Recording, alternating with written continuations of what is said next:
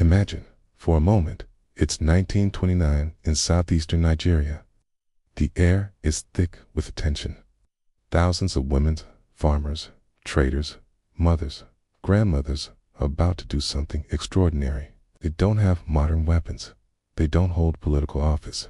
In the eyes of the British Empire, they have no formal power. But what they do have is an unbreakable bond of unity, immense courage, and a deep, burning sense of justice.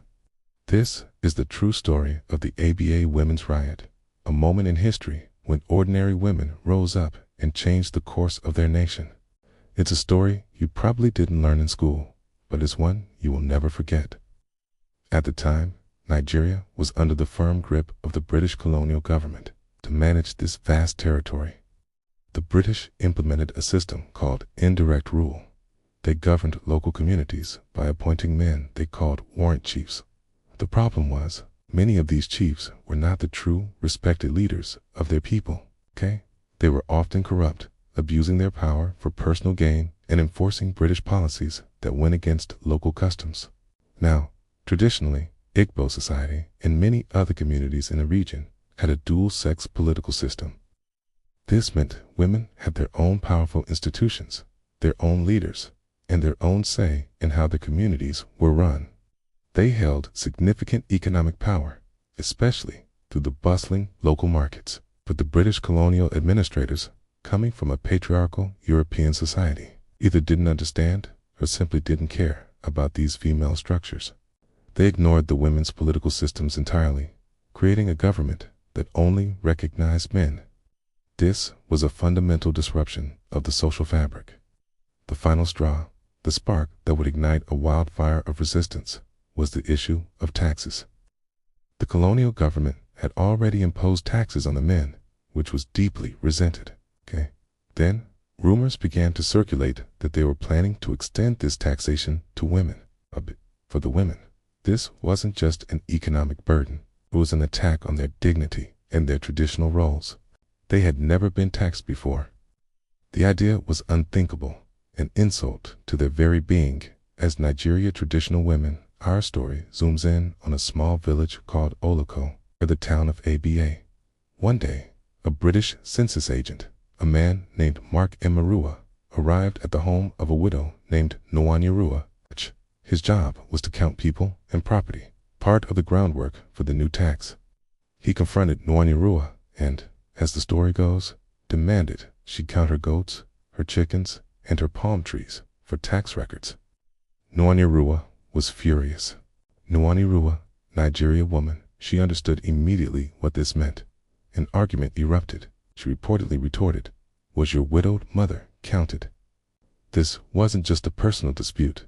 It was a challenge to the entire colonial system. Shaken but resolute, Nwanyarua didn't keep this to herself. She went straight to a meeting of local women and told them exactly what had happened. The news spread like fire on dry grass.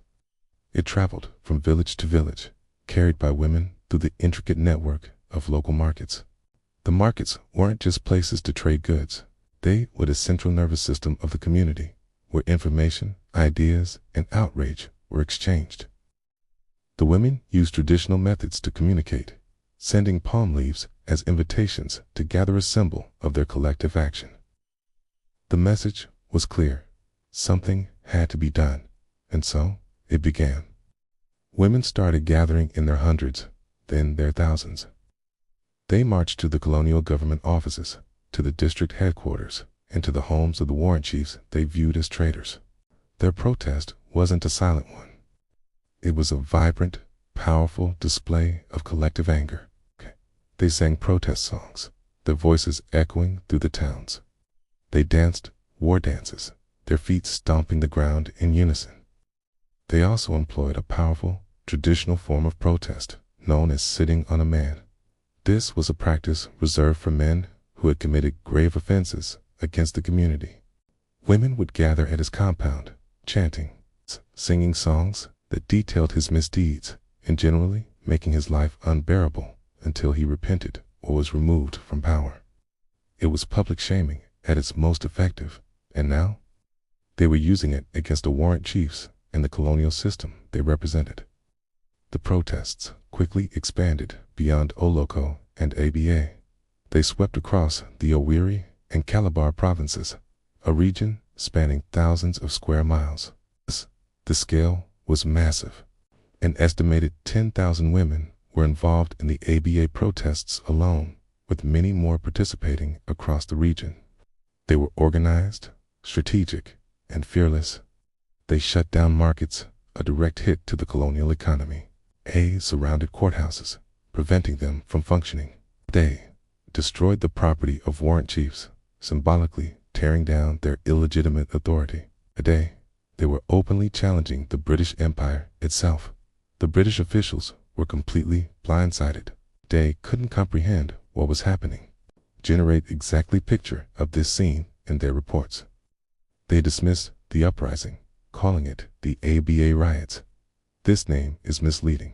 It wasn't a chaotic, disorganized riot. It was a meticulously coordinated, women-led protest movement. Cool, but the colonial authorities, steeped in their own biases, could only see hysterical, irrational women.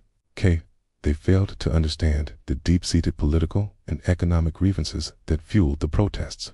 Alarmed and unable to control the situation, the British officials did what colonial powers so often did. They responded with force. They called in police and soldiers. They declared a state of emergency. What had started as a protest was about to turn tragic. In several towns, including Apibo and Utu Item Ekbo, the colonial troops were ordered to fire on the crowds of unarmed women. The women were holding palm leaves, a symbol of peace and negotiation. They were singing and chanting, not attacking. But the soldiers opened fire. The aftermath was devastating. By the end of the uprising, it's estimated that over 50 women had been killed by colonial forces, and many, many more were injured. The loss of life was a profound tragedy, a brutal end to their physical protest. The songs of defiance were replaced by cries of grief. But the women's courage was not in vain. Their sacrifice could not be erased.